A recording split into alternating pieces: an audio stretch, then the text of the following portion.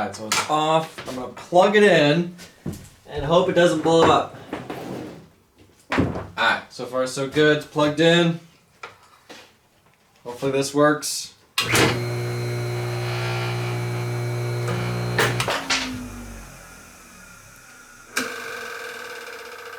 Oh, the Keyway. Yeah, the Keyway shot across the shop. So that thing's gone forever. So the whole reason I wanted to wire it up now is because I wanted to get a visual idea of how fast 3,400 RPM is. And how fast is it? It's pretty fast. So now because this is a horizontal shaper, the main sprocket that, you know, goes into the machine has to be going about, you know, this fast, which I'm not sure how much that is in RPM, but 3,400 to this, that's going to require a lot of gear reduction, so I think it's going to be a little bit tricky trying to add enough gear reduction on this machine to be able to make this work. I don't know.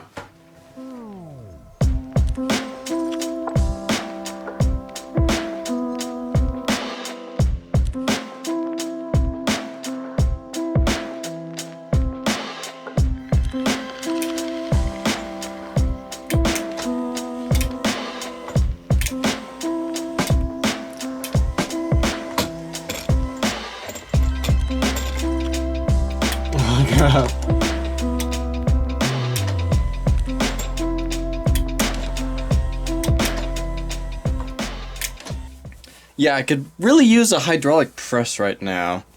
I'm trying to use my horizontal, or the, whatever the heck this thing's called, the spline cutter, but the little actuator that I have is not powerful enough to push this thing in. Alright, so I don't think I really explained that well last night what I was trying to do, but basically I'm trying to use the smallest pulleys I have, so therefore it'll have more gearing reduction. So the smallest ones that Tractor Supply sells for a 1-inch bore is 3 inches. Now these are kind of, you know, pretty big, so I wanted to use these. I had a couple of these, so I bored it out to 1 inch. This was originally 5/8 or whatever it was, so I had to bore it out to 1 inch, which that worked fine.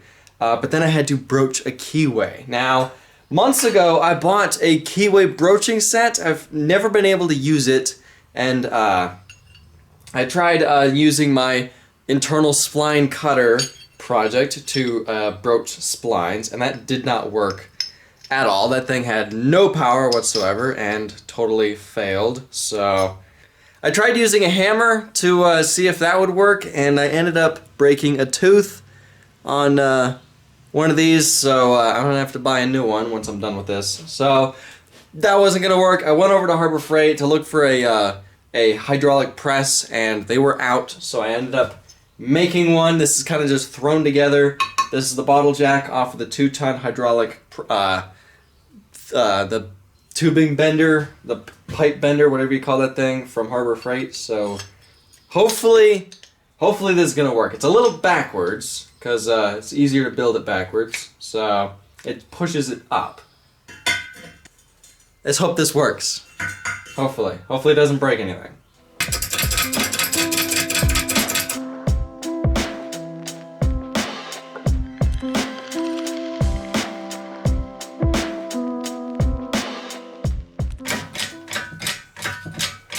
Ah!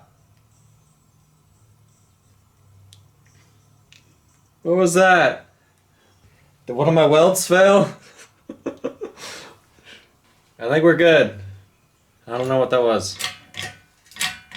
Alright, I'd say that is somewhat of a success, broaching a Keyway.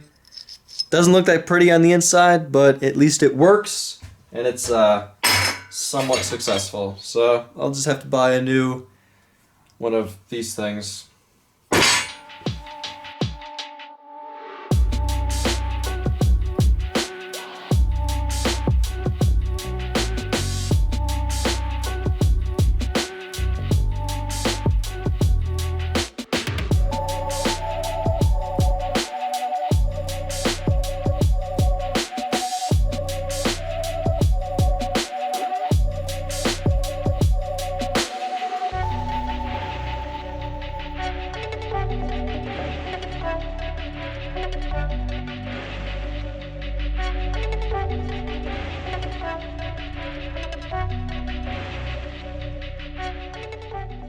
Alright, so this is a test to see if this is enough gear reduction or if we need yet another jack shaft. So, there goes nothing.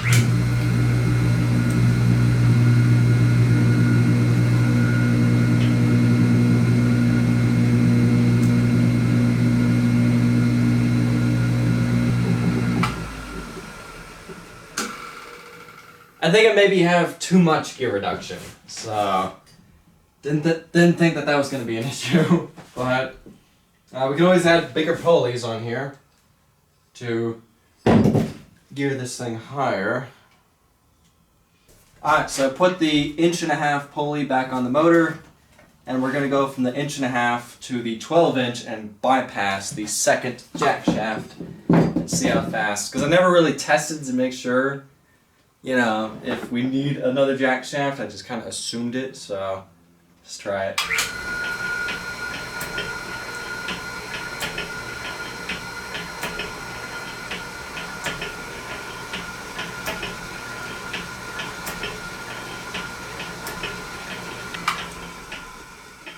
It's a little fast. I'd like it to go just a little bit slower. I know I'm getting a little picky here, but you know, the gearing that I do now is basically the gearing that I'm going to set it for the life of this machine for however long I use it. So I want to get it correct the first time. So.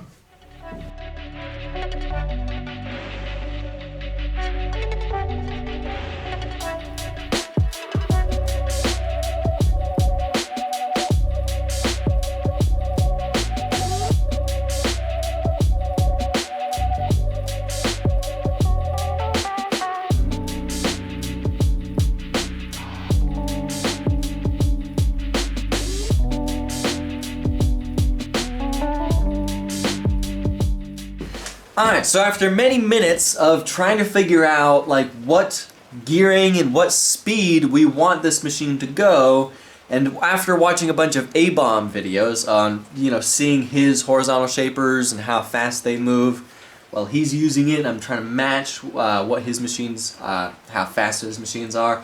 I decided to go with this. This is basically allowing us to have 3 different gears or 3 different speeds for this machine. Instead of just sticking with 1 speed for this and 1 gear reduction, because this is not a variable speed motor. I did look into 1 horsepower variable speed motors, but it would, like, you know, quadruple the price of how much this motor was, so I decided against it.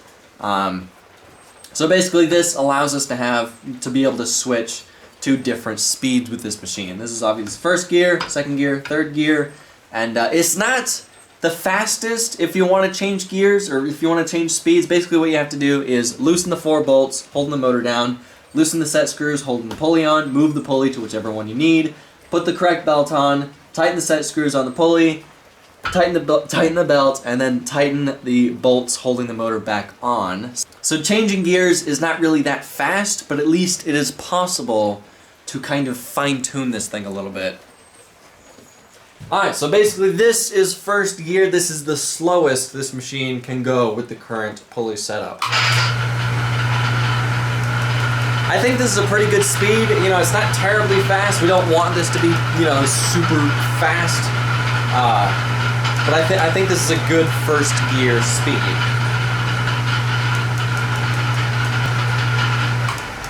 So I'm gonna take out my stopwatch and count how many times this thing moves back and forth in a minute, and then I'm gonna change it to third gear and then show you how fast this thing moves in third gear.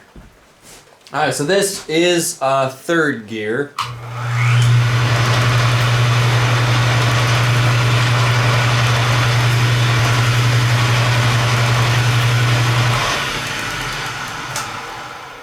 Definitely a lot faster than first gear, so I think this is a pretty good, you know, first gear is really slow, third gear is pretty fast, second gear should be somewhere in the middle. I'm gonna count how many strokes this does in a minute, and then I'll tell you.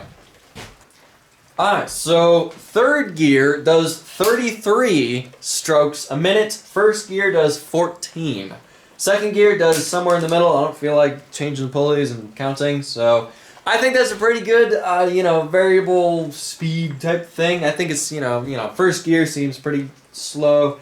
Third gear is kind of a little fast. So, let's finally move this thing back into the garage.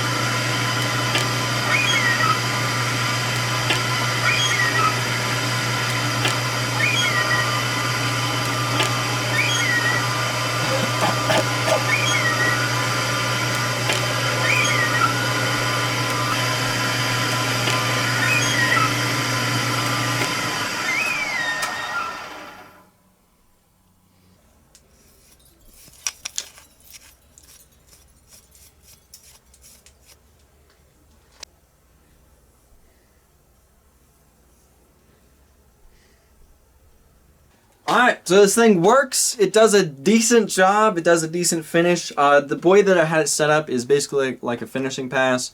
I had this set up to where it moves one click with every stroke that it does. It's able to move faster, but if it does move faster, it does a rougher finish. So I wanted to see what a finishing pass would look like with this new vise. And it's pretty smooth. You know, it could be better, but you know, for how old this machine is and what it is, and for basically not scraping any of the ways, basically I just, you know, took all the rust off of it.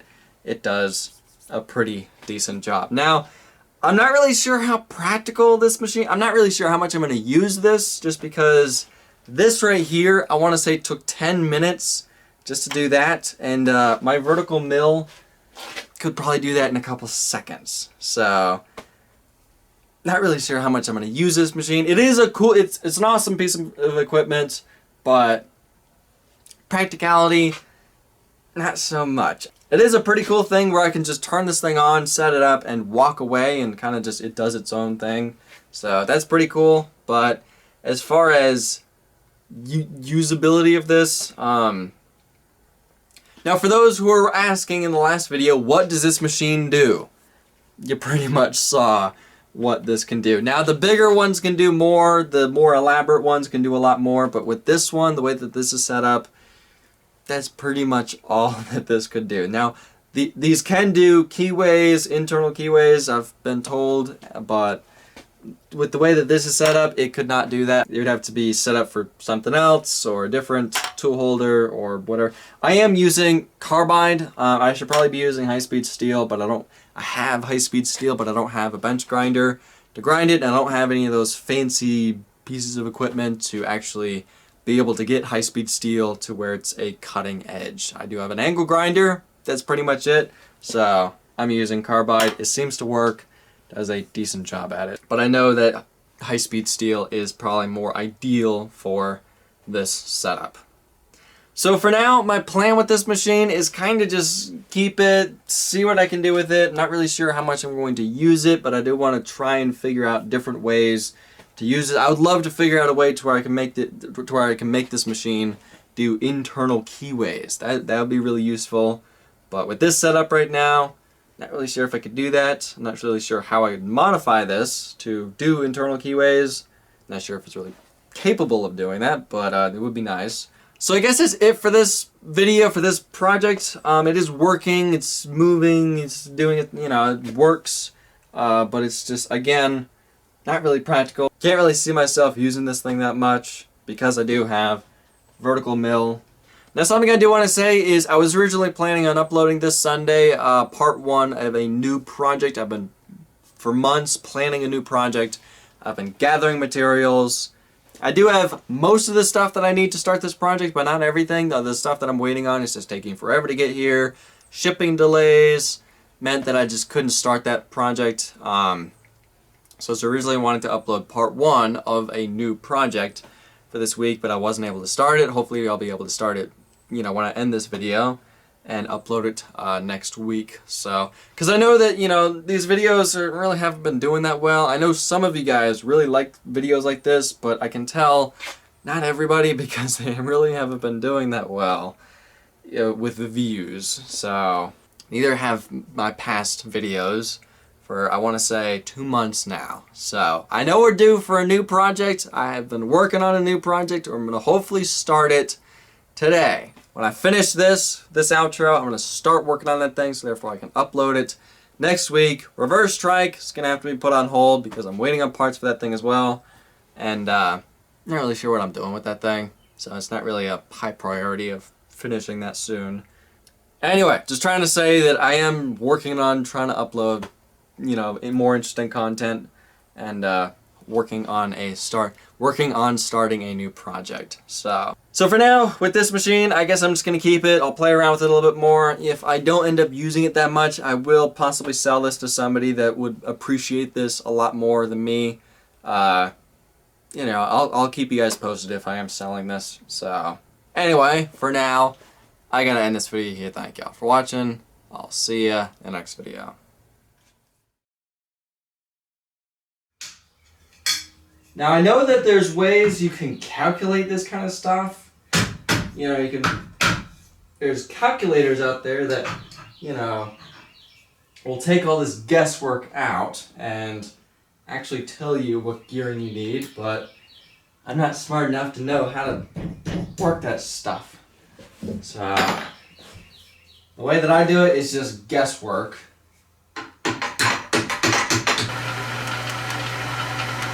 Oh, that doesn't look good.